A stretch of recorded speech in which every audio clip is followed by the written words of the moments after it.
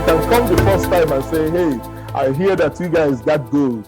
I will help you, and you screw them and you take the gold. The next time you come back and say, hey, I hear that you guys got diamond, I will help you. They've learned their lesson. They may say, okay, come.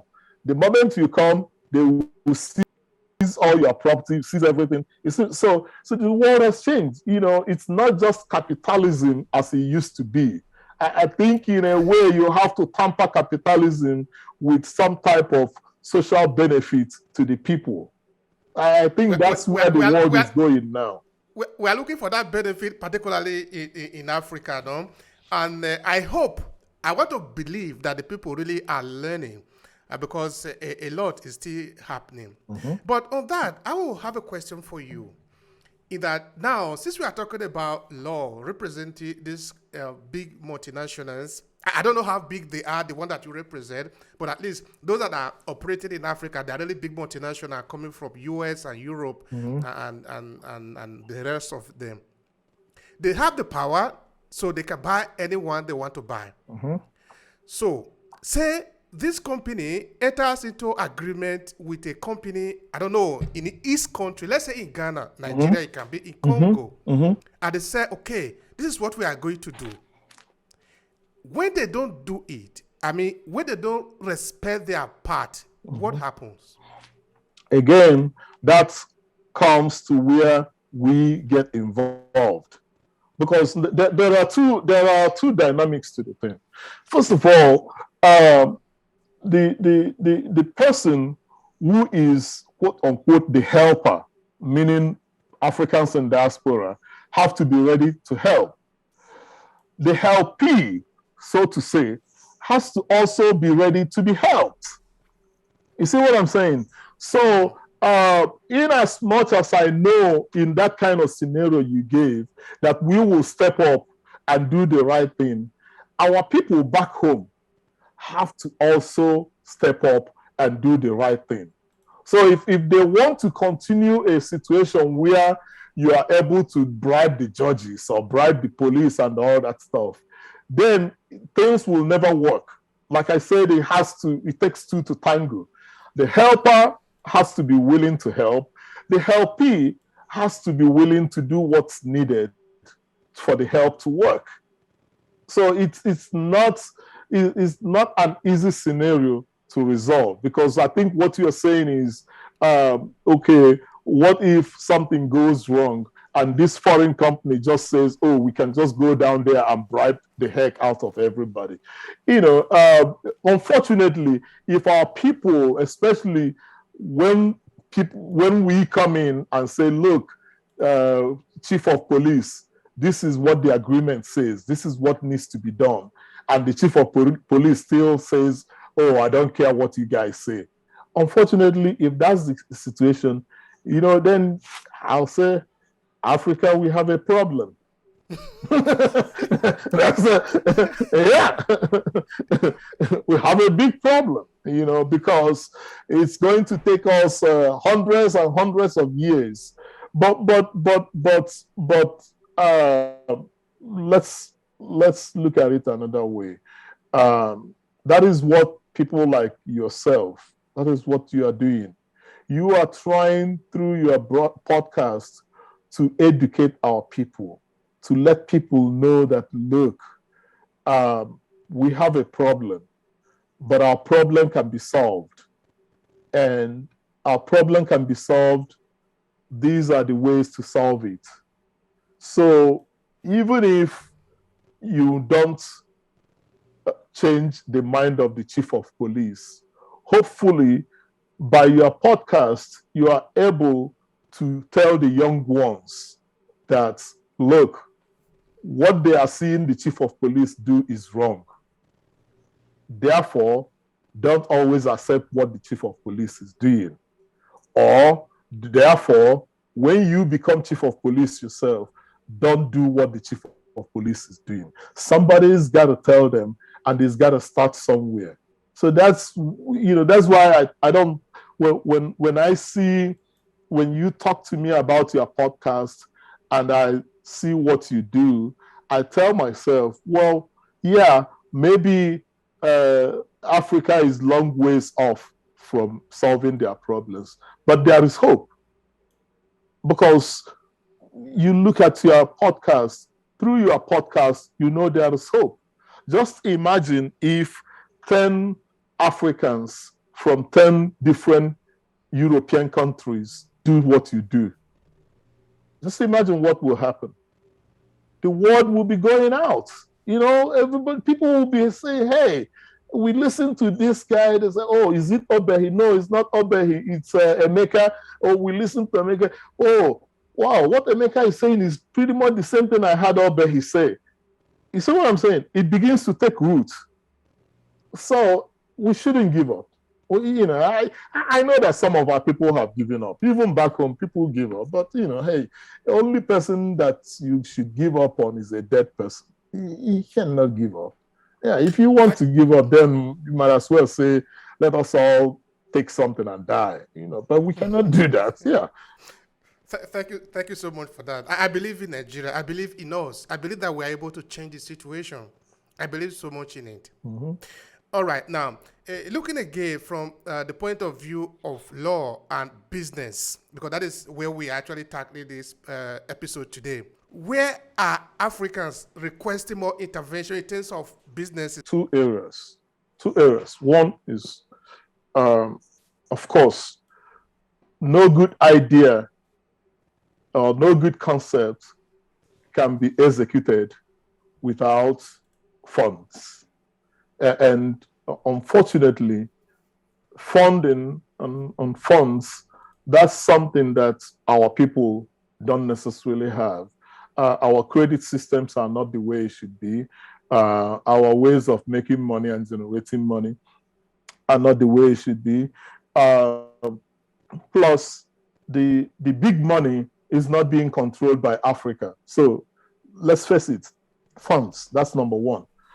But beyond funds, training is also very important, because our people have to begin to understand how the world works. And our people have to an extent, understand that if you want to get money from the big guys outside Africa, you have to learn how the big guys work. I have many times, I have, because part of what people do is they bring projects to us and say, hey, can you help us find the funding? Or they say, oh, this government, so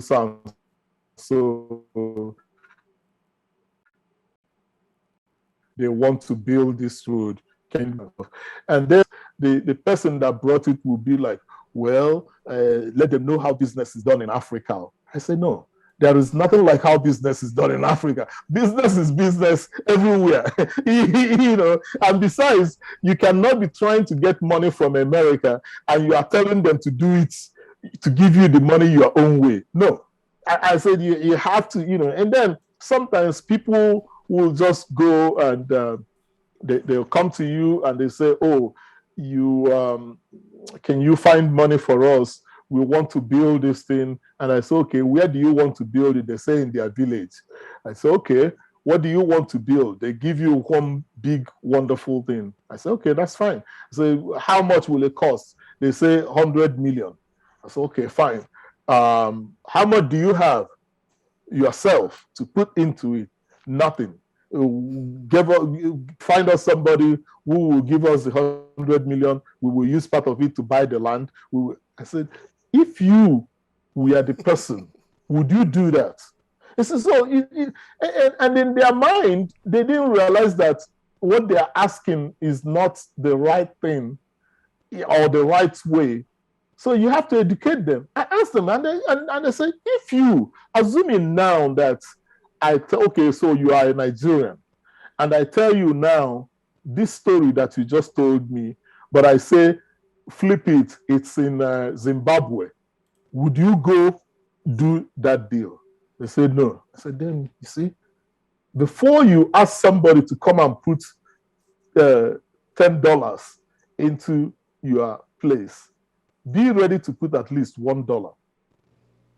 So to me, it's also, yeah. So the two things we really need is apart from the fact that that funds are needed, we do need to educate ourselves better in terms of what it takes to attract somebody who lives 6,000 miles away in the US to come and do business in your village. You have to know the right things to say to the person, the right documents to put in front of the person, and the right resources to make available to the person. Because otherwise, no matter how wonderful your concept is, it will just remain an idea and it will never move forward. Thank you so much for that. I think this one sort of ties in perfectly to the conversation we were having before of the responsibility of being open, being mature, no? In that you can't say let's do it, let's know how business is done here. Like you said, business is business anyway. You go to China, it's the same. Yep. The Japanese are coming in, it's the same. Yep. What are you putting in that are going to add to? If I give you this, what are you going to give me back? There is no Father Christmas anywhere. No. If it's they are not capitalism. giving you money without anything, not that they are going to take more from you, maybe even you included. Yep. Yep. They'll take your family, and they'll even take generations to come. They say, okay, look, for the next 100 years, any child that is born in your village belongs to us.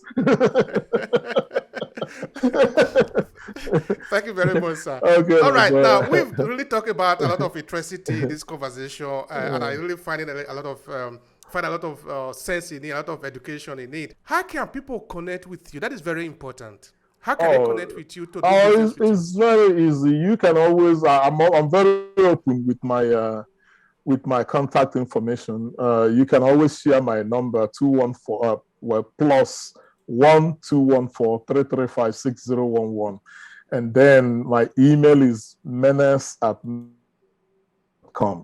You can share it to your, I'm always open with that. It's not a pro. Some people say, oh, don't share your personal information. I'm like, for what? What are they going to do?